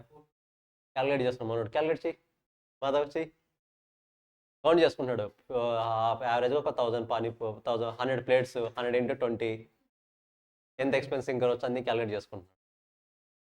సో నా what is your estimation? Around per day 2000 to 2500, ఓవరాల్గా చూస్తే 2 to 3000 అంటున్నాను. సరే, వర్స్ట్ కేసులో 2000 అనుకుందాం, ఓకేనా? 2000 into 30 ఎంత? 60,000 per month, కరెక్టా? According to your estimation 60,000 per month. జనరల్గా మీరు థింక్ చేయండి, ఒక బిజినెస్ రన్ అవుతున్నప్పుడు అందులో వచ్చే వేస్టేజ్ని ఏం చేయాలి? మీరు ఏదో ఒక బిజినెస్ రన్ చేస్తున్నారు, అందులో వేస్టేజ్ వస్తుంది, ఏం చేయాలి దాన్ని? ఏం చేద్దాం అంటే కొన్ని ఫెయిల్యూర్ పీసెస్ ఉంటాయి కదా, ఫెయిల్యూర్ ప్రోడక్ట్స్, అవి ఏం చేయాలి? ఇప్పుడు మీరు ఒక 100 కార్స్ మ్యానుఫ్యాక్చర్ చేస్తే 100 కూడా పర్ఫెక్ట్ స్ట్రక్చర్ వస్తాయా? 100 కూడా పర్ఫెక్ట్గా సక్సెస్ అవుతాయా? అట్లీస్ట్ 1 కార్ అయినా బ్రేక్ అవుతుంది అందులో, అంటే 1 కార్ అయినా ఏదైనా సమ్ డిఫెక్ట్ ఉంటుంది ఆ కార్లో. మీరు షర్ట్స్ చూడండి, షర్ట్స్ ప్యాంట్స్, ఒక 100 షర్ట్స్ మ్యానుఫ్యాక్చర్ చేస్తే 100 కరెక్ట్గా వస్తాయా? మేబీ 1 or 2 వేస్ట్ అవుతాయి. దాన్ని ఏం చేయాలి? 1 or 2 ఏం చేయాలి? లెట్స్ సే 2 షర్ట్స్, బట్ ఏం చేయాలి? శారీస్ ఇంకా బెటర్ ఎక్స్పీరియన్స్ ఉంటుంది. శారీస్ అయితే, శారీస్ మనం మ్యానుఫ్యాక్చర్ చేస్తున్నప్పుడు మధ్యలో చాలా ఇవి డాట్స్ పడతాయి, అంటే ఆ స్ట్రక్చర్ చెడిపోతుంది. అక్కడ స్ట్రక్చర్ చెడిపోయిన వాటిని క్లోజ్ చేసి సేల్ చేస్తుంటారు, అంటే అది కనబడకుండా. ఒకవేళ కనబడింది అనుకోండి, పైకి క్లియర్గా కనిపిస్తుంది అనుకోండి, ఆటోమేటిక్గా దాన్ని ఏం చేస్తారు? తక్కువ ప్రైస్కి సేల్ చేస్తారు. పానీపూరి అట్లా చేయరా? పానీపూరి కేసు పక్కన పెట్టేసేయండి, నార్మల్గా థింక్ చేయండి. డిఫెక్టివ్ ప్రోడక్ట్స్ని ఏం చేయాలి? తక్కువ ప్రైస్కి సేల్ చేయాలి, ఓకే పర్ఫెక్ట్. ఇంకా ఇంకేం చేయాలి? కంపెనీ ఏం చేయాలని అడుగుతున్నాను నేను.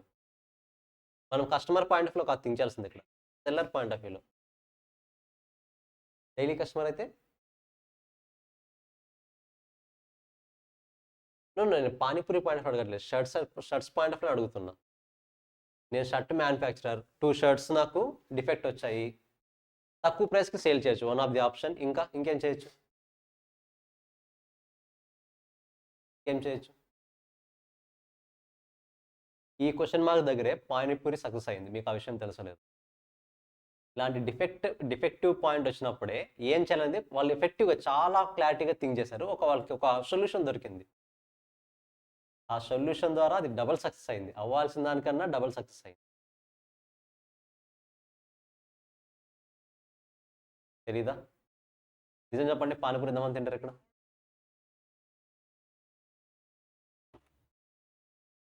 Nothing wrong in that, right?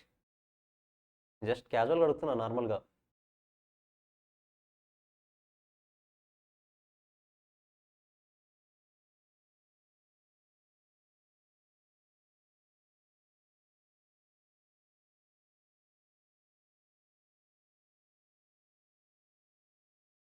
Just చెప్పండి, ఏం చేద్దాం? క్వశ్చన్ అదే, పానీపూరి ఎంతమంది తింటారు? ఓపెన్ చెప్పండి, నథింగ్ రాంగ్, రైట్? అందరు తింటారు కదా. విష్ణు తినవా? అమ్ముతావా? పోనీ అమ్ముతావా? నిజంగా తినవా? నిజం? అస్సలు? సరే ఒకసారి చూడండి ఇక్కడ. పానీపూరి తిన్న తర్వాత లెట్స్ సే గైస్ వినండి, పానీపూరి తిన్న తర్వాత ప్లేట్ తిన్న తర్వాత లాస్ట్లో ఒక ఎక్స్ట్రా పీస్ ఇస్తాడు. ఏమంటారు దాన్ని? సమోసా.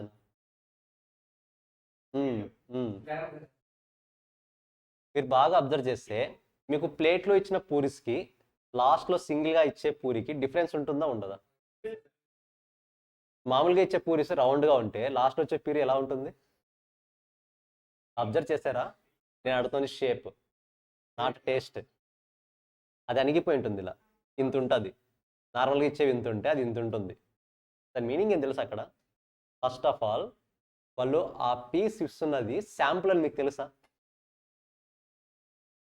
నార్మల్గా వాళ్ళు ఆ పూరీలు అంతా చేస్తుంటారు కదా, ఆ టైంలో కొన్ని చెడిపోతాయి. అంటే ప్రాపర్గా అవుట్పుట్ రాదు, రౌండ్ షేప్స్లో రావు. రౌండ్ షేప్స్తో రానివన్నీ పక్కన పెట్టి దాన్ని ఇప్పుడు సింపుల్ చెప్పాలంటే మసాలా పూరి, రైట్? అది ఆ మసాలా పూరి లాగా సేవ్ చేయాలంటే కస్టమర్కి మసాలా పూరి ఎలా ఉంటుందో హ్యాబిచుయేట్ చేయాలి, టేస్ట్ చేయించాలి ఫస్ట్. నువ్వు డైరెక్ట్గా వెళ్ళి మసాలా పూరి అని ఆ పూరి చూపిస్తే దగ్గరకు కూడా రారు ఎవరు, కరెక్టా? ఎందుకంటే ఇలా ఇంత ఈ సైజులో ఉంటాయి, బ్లాక్ కలర్లో మాడిపోయి ఉంటాయి, ఒక్కొక్కటి ఒక్కో షేప్లో ఉంటాయి. కొన్ని వాటికి మనకు మసాలా పెట్టడానికి స్పేస్ కూడా ఉండదు, అంత ఫ్లాట్గా ఉంటాయి, కరెక్టా? ఇక్కడ వాళ్ళు ఎఫెక్ట్ చాలా బ్రిలియంట్గా థింక్ చేశారు. వాళ్ళు ఏం చేశారు, దీన్ని కూడా వేస్ట్ చేయకుండా దీన్ని కస్టమర్కి సేల్ చేయాలి. ఎలా సేల్ చేయాలి? డైరెక్ట్గా నేను తీసుకొచ్చి మసాలా పూరి అని పూరి చూసి దగ్గరకు కూడా రాడు. సో ఏం చేస్తాను నేను, ప్లేట్ పానీపూరి తిన్న వాళ్ళకి మసాలా పూరి అని చెప్పేసి ఈ ఐటమ్ని సేల్ చేస్తాను. ఏది? మిక్స్ చేయడు, నో, డిఫరెంట్ వన్. మిక్స్ చేయడు, ఎప్పటికీ మిక్స్ చేయడు, సపరేట్గా పెట్టుకొని ఉంటాడు అవి. దాన్ని తీసేసి ఆ టేస్ట్ ఎలా ఉంటుందో మీకు చూపిస్తాడు. అంటే ఒక్కో పీస్ ఇవ్వడం స్టార్ట్ చేశాడు ఒక ప్లేట్ తిన్న తర్వాత. ఇప్పుడు ఆ బిజినెస్ ఏమైందంటే ఈ మధ్య పానీపూరి వెళ్ళే బండి దగ్గరికి వెళ్తే పానీపూరి తినే వాళ్ళకన్నా మసాలా పూరి తినే వాళ్ళు ఎక్కువైపోయారు. అంటే ఏదైతే స్క్రాప్ అని మిగిలిపోయిందో వాళ్ళ దగ్గర, ఏవైతే పర్ఫెక్ట్ షేప్స్ రాలేదో దాని నుంచి బిజినెస్ రీజనరేట్ చేశారు. వీళ్ళ సక్సెస్ సీక్రెట్ ఏంటి? పానీపూరి సక్సెస్ అవ్వాలి. బట్ పానీపూరితో పాటు ఏది కూడా సక్సెస్ అవుతుంది? మసాలా పూరి కూడా సక్సెస్ అవుతుంది. Wastage, that is the main power. వాళ్ళకి ఆ వేస్టేజ్ అంతా సేవ్ అవుతుంది కదా. పోనీ వేస్టేజ్ సేవ్ అవుతుందా? సేవ్ అయింది మరీ జనరేట్ చేస్తుందా ఇన్కమ్ని? మరీ ఇన్కమ్ని జనరేట్ చేస్తుంది. అక్కడ డబుల్ ప్రాఫిట్ వస్తుంది వాళ్ళకి. కావాలంటే ఎవరైనా అడిగి చూడండి, ఇన్డెప్త్గా పానీపూరి బిజినెస్ నడిచిన వాళ్ళు అడిగి చూడండి. నాకు తెలిసిన 2 ఫ్రెండ్స్ పానీపూరిలో బాగా సక్సెస్ అయ్యారు బెంగళూరులో. వాళ్ళని బేస్ చేసుకుని చెప్తున్నాయి ఎగ్జాంపుల్. ఒకసారి ట్రై చేసి చూడండి, మీ ఫ్రెండ్స్ ఎవరైనా అలా ఉంటే. Almost 4 to 5 per day, 4 to 5 per day. కాకపోతే దాని బిహైండ్ బ్యాక్గ్రౌండ్ వర్క్ చాలా ఉంటుంది. ఫస్ట్ ఆఫ్ ఆల్ ఒక ఎడ్యుకేటెడ్ పర్సన్ రోడ్ సైడ్ వెళ్ళి అలా పానీపూరి అమ్మాలంటే ఎంత డేరింగ్ ఉండాలి తెలుసా? ఎంత డేరింగ్ ఉండాలి? I think he's degree qualified, నాకు తెలిసిన ఎగ్జాక్ట్ డీటెయిల్స్ లేదు కానీ డిగ్రీ క్వాలిఫైడ్. ఒక డిగ్రీ క్వాలిఫై అయిన పర్సన్ కూడా రోడ్ సైడ్ వెళ్ళి ఇలా పానీపూరి సేల్ చేయాలంటే ఫస్ట్ మన మైండ్, మన బ్రెయిన్ ఫుల్ షార్ప్గా ఉండాలి. ఎవడొచ్చి ఏమడిగినా సరే ఆన్సర్ చెప్పే విధంగా ఉండాలి, మొహమాట పడే విధంగా ఉండకూడదు. ఇప్పుడు మనం పానీపూరి సేల్ చేస్తామా? ఓపెన్గా మాట్లాడుకుందాం. చేయగలమా డైరెక్ట్గా వెళ్ళి? ఏదో మనల్ని ఆపుతుంది, కరెక్టా? పర్ డే 2000, 3000 వస్తుందని తెలిసినా కూడా ఆగుతాం. అది కూడా ఫుల్ డే టైం మరి అది కాదు. మాకు గట్టి మాడితే ఈవినింగ్ 4 to నైట్ 10 వరకు, 6 hours వరకు, 6 hours వరకు. అది తెలుసు. పర్ డే 3000, 4000 మిగులుతుందని కూడా తెలుసు. దానికి ఎలాంటి ఎడ్యుకేషన్ అవసరం లేదని తెలుసు. అయినా సరే చదువుకుంటున్నాం. అంటే మనం పానీపూరి సేల్ చేయాలంటే సంథింగ్ ఏదో మనల్ని స్టాప్ చేస్తుంది అక్కడ, కరెక్టా? ఆ బార్డర్ని క్రాస్ అయ్యి వస్తే ఏంటంటారు, ఆ బిజినెస్లోకి రీచ్ అవ్వగలం, మనం ఎంటర్ అవ్వగలం. కానీ ఆ బార్డర్ని క్రాస్ చేయడం 99% మనకి నాట్ పాసిబుల్. మనకు పాసిబుల్ అయినా ఇంట్లో వాళ్ళు వస్తారు వెనక ఏదో ఒకటి తీసుకొని కొట్టడానికో తరుముకుంటూ వెళ్ళడానికో. కరెక్టా? డిఫరెంట్ పర్స్పెక్టివ్స్ ఉంటాయి. సో ఆ బార్డర్ని క్రాస్ చేస్తే మాత్రమే నీకు మనం బార్డర్ క్రాస్ చేస్తామన్న థాట్ ఉంటే మాత్రమే డైలీ ఇన్కమ్ ఎంత వస్తుందనేది ఆలోచించాలి. అంతవరకు ఆలోచించు. క్లారిటీ వస్తుందా? ఇప్పుడు మీకే తెలుసు కదా, ఖచ్చితంగా అట్లీస్ట్ 1000 సేవ్ అవుతుంది కదా, అట్లీస్ట్ 1000. మరి 1000 అయినా మంత్లీ 30,000 వస్తుంది కదా. ఇప్పుడు డిగ్రీ క్వాలిఫై అయిన పర్సన్కి స్టార్టింగ్ శాలరీ ఎంత ఇస్తున్నారు ఇప్పుడు తెలుసా మీకు? గట్టిగా మాట్లాడితే 8,000 to 12,000. ఈవెన్ ఇంజనీరింగ్ క్వాలిఫై అయిన వాళ్ళకి 15,000 last starting salaries 15. Per person day 1 నుంచే 1000 రూపీస్ అర్న్ చేస్తుంటారు పర్ డే. అది కూడా 6 అవర్స్ టైమే. నార్మల్గా మనకి ఎంత working time? 9 hours, 10 hours, 12 hours కొన్నిసార్లు. ఇక్కడ 6 అవర్స్, 4 to 10 అంతే. ఇంటర్నల్గా బ్యాక్ ఎండ్లో కొన్ని చేసుకోవాల్సింది కొన్ని చేసుకుంటారు ఇంట్లో. మరి ఇవన్నీ థింక్ చేస్తే అది బెటర్ అనిపిస్తుంది కదా. చేద్దామా? మరి చేయరు. చేద్దాం అనుకుంటారు, చేయరు. అది అయ్యే పని కాదు. సేమ్ అలాగే బజ్జీల బండి, పునుగుల బండి మీరు బాగా ఆలోచించారు ఎప్పటికే. అరే వాళ్ళే బాగా వస్తుందా ఇన్కమ్, పెడదాం అందరు కలిసి అని అనుకుంటారు, పెట్టరు ఎప్పటికీ. ఫుడ్ ఇండస్ట్రీలో 100 షాప్స్ ఓపెన్ అవుతాయి, 100 హోటల్స్ ఓపెన్ అవుతాయి, అందులో 85 ఫెయిల్ అవుతాయంట. ఓన్లీ 15 మాత్రమే సక్సెస్ అవుతాయి. మీరు స్టాట్స్ కావాలని చదవండి ఒకసారి, ఫ్రీ టైం ఉన్నప్పుడు ఎప్పుడైనా అన్నీ అనలైజ్ చేస్తుండండి. అనుకున్నంత ఈజీగా మీరు బిజినెస్లోకి ఎంటర్ అవ్వలేరు. ఎంటర్ అయిన తర్వాత వచ్చే ఇష్యూస్ అన్నీ చాలా చాలా డిఫరెంట్గా ఉంటాయి. మనం వాటికి అలవాటు పడలేదు, హ్యాండిల్ చేయలేము. కాబట్టి మరీ అలాంటి థాట్స్ కాకుండా, అలాంటి థాట్స్ ఎప్పుడు రావాలి? వన్స్ మీరు సెటిల్ అయ్యి నాకు మంత్లీ ఒక 50,000 లాస్ వచ్చినా పర్లేదు, నేను సర్వే అవ్వగలను అనే క్లారిటీ వచ్చినప్పుడు అలాంటి బిజినెస్లోకి ఎంటర్ అవ్వండి. అంతేగాని ఇప్పటి నుంచి చదవడం మానేసి ఏముందిలే మహా అంటే ఒక 20,000 పెడితే బండి వస్తుంది, ఫ్రెండ్ని ఎవరినో పెట్టుకుంటాను వర్క్ చేయడానికి, వాడికి 20,000 ఇస్తాను, నాకు 60,000 శాలరీ వస్తుంది, 20,000 నేను తీసుకుంటాను అనుకుంటే అయ్యే పని కాదు అది. అప్పుడు నీ ఫ్రెండే హ్యాండ్ ఇస్తాడు నీకు. అదే ఫ్యూచర్ ప్లాన్ మరీ అలా ఉండకూడదు, మరీ అంత వరస్ట్ ఉండకూడదు. అదే చెప్తున్నాను నేను. కరెక్టా? మీరు బాగా అబ్జర్వ్ చేయండి. నేను ఎవరిని హర్ట్ చేయట్లేదు కానీ ఓపెన్గా చెప్తున్నా. పానీపూరి వాడికి పర్ డేకి ఎంత రెవెన్యూ వస్తుందో మీరు అంత అనలైజ్ చేసినప్పుడు, మనము మన ప్రొఫెషన్ క్వాలిఫై అయినప్పుడు స్టార్టింగ్ శాలరీ ఎంత ఉంటుందని ఎందుకు గెస్ చేయలేకపోతున్నారు? ఎందుకు అనలైజ్ చేయలేకపోతున్నారు? ఎప్పుడైనా క్వశ్చన్ చేసుకున్నారా? అదే మరి మన స్కిల్ని బేస్ చేసుకుని పానీపూరిలో కూడా స్కిల్ ఉండాలి. పానీపూరి సేల్ చేయడంలో కూడా వాడు ఇన్ షార్ట్ టైంలో అంతమందికి సర్వ్ చేస్తాడు. మనకు ఆ క్యాపబిలిటీ ఉండాలి. నువ్వు వేస్తున్నప్పుడు మధ్యలో వాళ్ళకేసి నువ్వు కూడా తినకూడదు కదా. స్కిల్ ఉండాలి అక్కడ కూడా. కస్టమర్స్ని రిటైన్ చేసుకునే స్కోప్ ఉండాలి.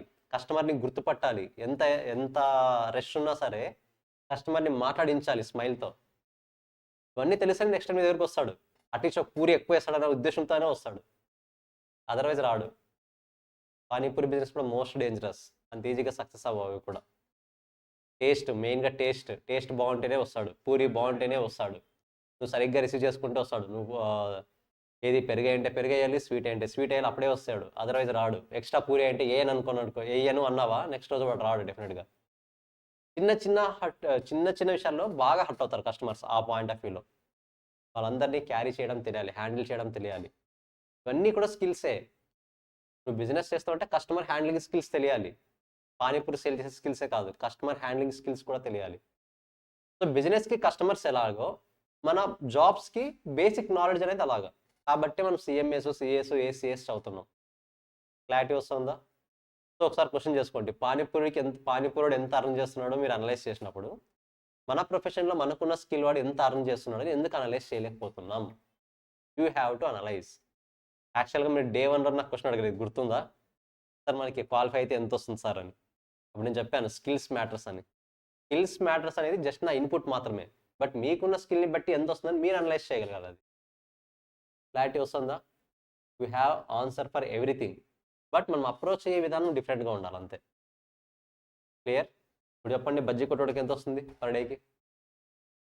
మీరు వెళ్తారు కదా, మొన్న బజ్జీలు తినొచ్చారు కదా నైట్, ఆ వర్షం వచ్చినప్పుడు సాటర్డేనేనా? Yes Saturday. ఎంత వస్తుంది? కౌంట్ చేయాలా 35 ఏంటి ఎన్ని ప్లేట్లని? ఎంత వస్తుంది ఆన్ యావరేజ్గా? విష్ణు ఎంత రావచ్చు పర్ డేకి? 2 to? వాళ్ళది ఇంకా ఎక్కువ వస్తుంది, అరౌండ్ 6 to 7 వస్తుంది. 6 to 7 వస్తుంది. 10,000 అంటే మరీ కొంచెం డిమాండ్ ఎక్కువ ఉండాలి. యావరేజ్గా 5,000 to 7,000 వరకు వస్తుంది. అది డే మొత్తం రన్ అయ్యే బిజినెస్. పానీపూరి డే రారు కదా. మార్నింగ్ కూడా పెడతారు కదా, మార్నింగ్ కూడా పెడతారు. కొన్ని ప్లేసెస్లో అవసరమైతే మధ్యాహ్నం మీల్స్ కూడా అమ్ముతారు అదే బండిలో. ఆపర్చునిటీస్. బట్ పానీపూరికి అలాంటి ఆపర్చునిటీ లేదు కదా. మార్నింగే వెళ్ళి తింటావా, 6 o'clock పెడతారు మార్నింగ్, తినొస్తారా? అమ్మి లవర్స్ ఉంటే తినొస్తారులేండి, కాదనట్లేదు. పానీపూరి లవర్స్ నేను చెప్పి ఉంటే తినొస్తారు, ఛాన్స్ ఉంది, there may be a chance. But success అవుతుందా మార్నింగ్ టైమ్స్ పెడితే? నా కాంపిటేటర్ ఈవినింగ్ టైం పెడతాను కాబట్టి నేను మార్నింగ్ టైం పెడతాను, డిసిషన్ తీసుకున్నా. సక్సెస్ అవుతుందా? అటర్ ఫ్లాప్ అవుతుంది. టైమింగ్ ఉంది దానికి కూడా, ఏ టైంలో తినాలన్నది దాన్ని వేసేసుకునే ఉంటుంది. అది క్లారిటీ వస్తుందా? ఇంక మీరేం అబ్జర్వ్ చేస్తారు, ఏ టైప్ ఆఫ్ బిజినెస్ మనకు సూటబుల్ అనిపిస్తుంది మీరు అనిపించింది? ఏ టైప్ ఆఫ్ బిజినెస్ మనకు సూటబుల్ అవుతుంది? నేను చెప్పాను కదా, ఈవెన్ ఆఫ్టర్ క్వాలిఫైడ్ చాలా మంది బిజినెస్ సైడ్ ఎంటర్ అవుతారు. ఏవి ఇంకా ఏవి?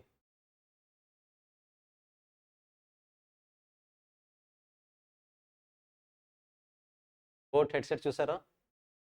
బోట్ చూసారా? నేను పర్చేస్ ఇంకా జనరల్గానే. ఎవరు హెడ్ ఎవరు తెలీదా? సర్చ్ చేయండి తర్వాత, ఇప్పుడు కాదు తర్వాత. క్వాలిఫైడ్ సిఏ పాస్ అయ్యి జాబ్కి వెళ్ళకుండా బిజినెస్ స్టార్ట్ చేశాడు. అంటే జాబ్ చేశాడు, ఐ థింక్ 2-3 years జాబ్ చేశాడు, సమ్ అమౌంట్ని బ్యాకప్ చేసుకొని బిజినెస్ స్టార్ట్ చేశాడు. ఇప్పుడు దాని టర్న్ ఓవర్ కోట్లలో ఉంది.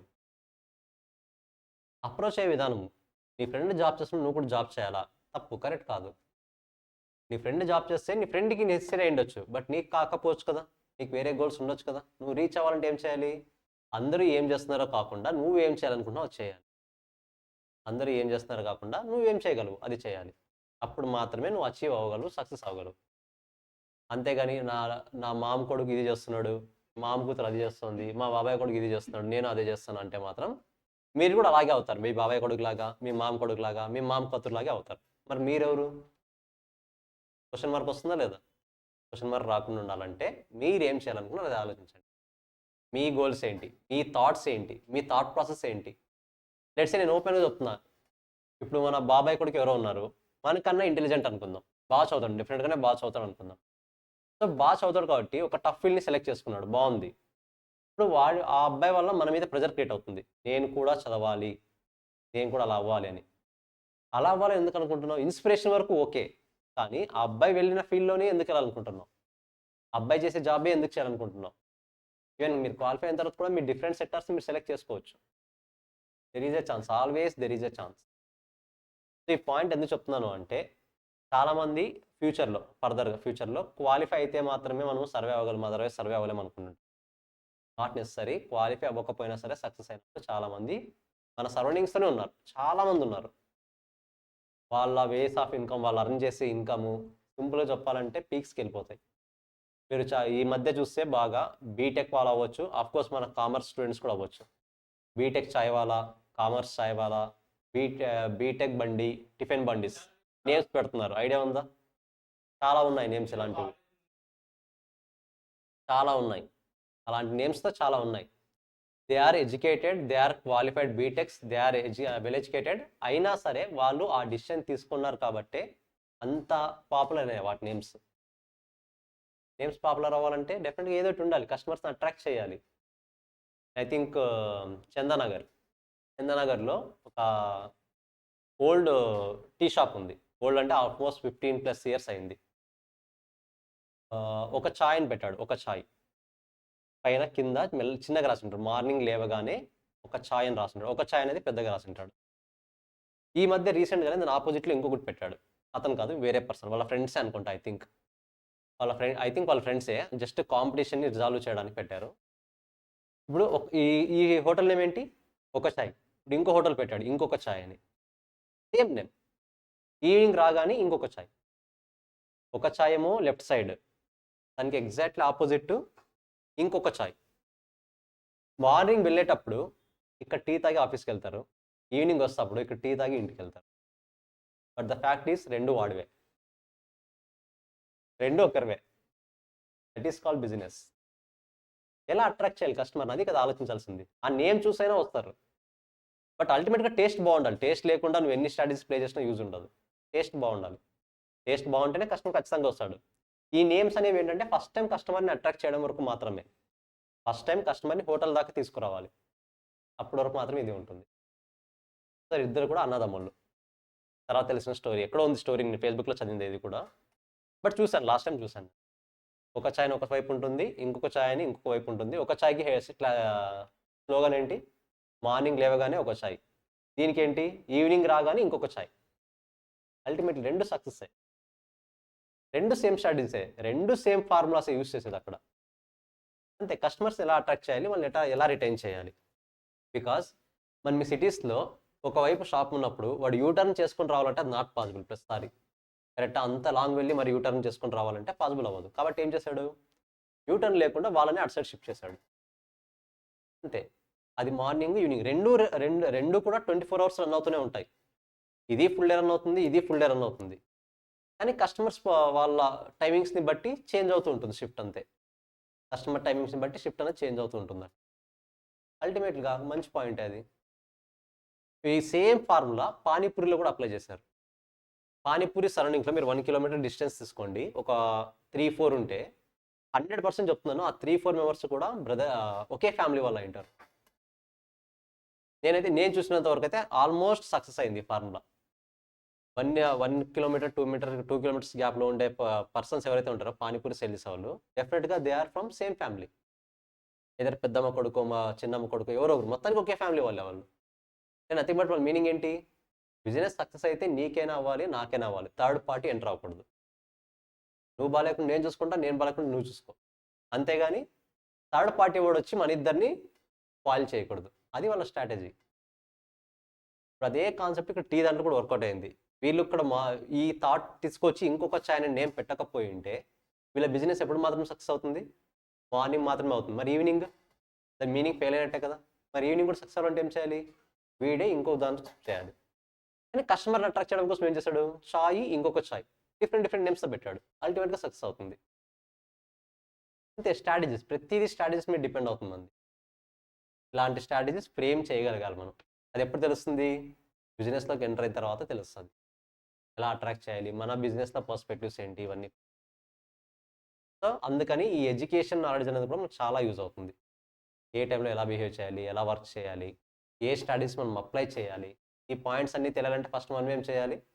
We should have some basic knowledge. Basic knowledge ఉండాలి. బేసిక్ క్వాలిఫికేషన్ ఉండాలి. బేసిక్ కామన్ సెన్స్ ఉండాలి ఫస్ట్. ఇవన్నీ తెలుసుకోవాలి. అంతేగాని ఎడ్యుకేషన్‌ని జాబ్ పర్పస్ కోసం చదువుతున్నాం అనే పాయింట్ ఆఫ్‌లో థింక్ చేయొద్దు. ఓకేనా? ఫ్యూచర్‌లో మీరు రెడీగా ఉండాలి. ఏ జాబ్ అయినా సరే నీకు ఇన్‌కమ్ ఎర్న్ చేయగలుగుతుంది. నీ ఫ్యామిలీని అప్పటికి సేఫ్ పొజిషన్‌లో ఉండేలా చేస్తుంది అంటే you should be ready for any kind of job. ఇలా అని చెప్పేసి తక్కువ జాబ్స్‌కి వెళ్ళండి అని చెప్పట్లేదు. స్కిల్ తగ్గట్టుగానే జాబ్స్ ఉంటాయి ఎప్పటికైనా సరే. సో, థింక్ చేయాలి. ముందుగానే ఆ థాట్స్ ఉండాలి. బట్ నేను ఇప్పుడు ఓపెన్‌గా చెప్తున్నా. ఇప్పుడు రాదు ఇంకా ఆ థాట్ నాలెడ్జ్. మీరు అట్‌లీస్ట్ ఫైనల్‌కెళ్ళాలి. ఫైనల్‌కెళ్తే ఈ థాట్ ప్రాసెస్ అంతా మీకు ఆటోమేటిక్‌గా వస్తుంది. But first of all thought process రావాలి అనే ఆలోచన మీకు ఉండాలి. అందుకని ఇప్పుడే చెప్తున్నా ఈ పాయింట్. అంతే కానీ ఓన్లీ చదువుకుంటాను, జాబ్‌కెళ్తాను, నా జాబ్ నేను చూసుకుంటాను, ఇంటికొచ్చి నా పని నేను చేసుకుంటాను అంటే మాత్రం ఆ ట్రెండ్ అనేది ఇప్పుడున్న జనరేషన్‌కి, ఇప్పుడున్న కాంపిటీషన్‌కి వర్కౌట్ అవ్వదు. డెఫినిట్‌గా వర్కౌట్ అవ్వదు. సో, చాలామందికి ఒక థాట్ ఉంటది. ఇప్పుడు ఫౌండేషన్ జాయిన్ అయ్యాము. గట్టిగా మాట్లాడితే ఏ బ్యాచ్ అయినా సరే, సీఏ అయినా, సీఎం అయినా, ఏసీ అయినా సరే హార్డ్‌లీ రఫ్‌గా ఒక 5 ఇయర్స్ లోపు బయటికెళ్తారనుకుందాం. 5 ఇయర్స్‌లో క్వాలిఫై బయటికెళ్తాం. ఇంకా చదివే అవసరం ఉండదు. బుక్స్‌ని పక్కన తీసి పెట్టేయాలనేది 100% that is not possible. Once ఈ కోర్సులోకొచ్చాము అంటే మీకు 60 ఇయర్స్ వచ్చినా, 70 ఇయర్స్ వచ్చినా చదువుతూనే ఉంటారు.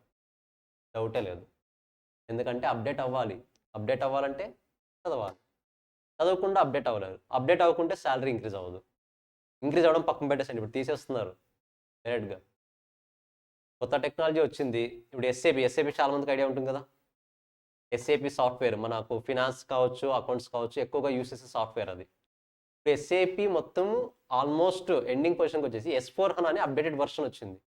ఇప్పుడు నువ్వు ఎస్ఏపీ సాఫ్ట్‌వేర్‌ని ఒక 10 ఇయర్స్ వర్క్ చేసావు. ఎస్ఏపీ సాఫ్ట్‌వేర్‌ని పక్కన పెట్టి S/4HANA నేర్చుకోవాలి నువ్వు. ఆల్మోస్ట్ సిమిలర్‌గా ఉంటాయి. కాకపోతే అప్‌డేట్స్ ఎక్కువుంటాయి. లేదు నేను నేర్చుకోను. నేను దీనికే అలవాటు పడిపోయాను అంటే అల్టిమేట్‌గా ఏమవుతావు నువ్వు? ఔట్‌డేటెడ్ అయిపోతావు. ఔట్‌డేటెడ్ అయిపోతే మార్కెట్‌లో కనబడవు ఇంకెక్కడ. ఒకప్పుడు ఉండేవి కదా! Telegram, post office communication channel ఇప్పుడు. ఒకప్పుడు కరెక్టా? ఏ కమ్యూనికేషన్ అయినా త్రూ పోస్ట్ ఆఫీస్ ద్వారా మాత్రమే జరిగేది. ఇప్పుడు పోస్ట్ ఆఫీస్‌లో ఎవరైనా లెటర్స్ అయినా పంపిస్తున్నారు అట్‌లీస్ట్. హార్డ్లీ వన్ డేకి ఒక్క లెటర్ అట్లీస్ట్ లేదు, అంటే పడిపోయింది, అప్డేట్ అవ్వలేదు.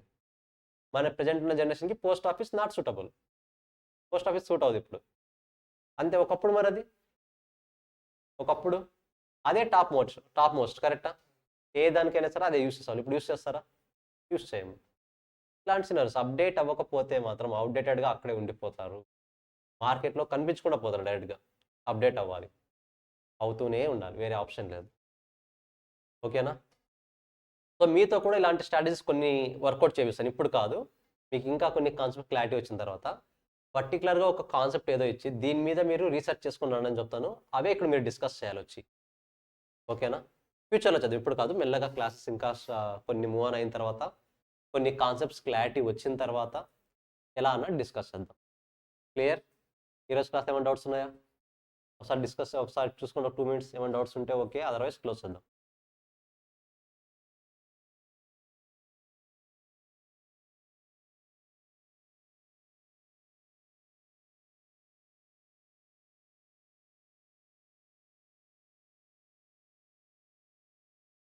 Tomorrow cross elasticity of demand start చేద్దాం.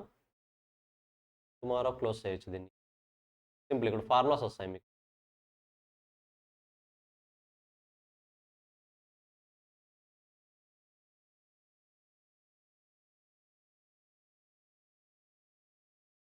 క్రాస్ ఎలాస్టిసిటీ తర్వాత సప్లై.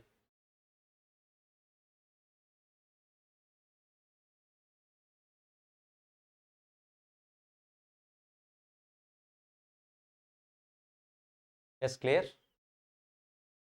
క్లోజ్ చేయొచ్చు అయితే. ఒకసారి రివైజ్ చేయండి, నెక్స్ట్ క్లాస్లో మిగతా కాన్సెప్ట్స్ కంటిన్యూ చేద్దాం. ఓకేనా? నెక్స్ట్ క్లాస్లో మీట్ అవుదాం. బాయ్.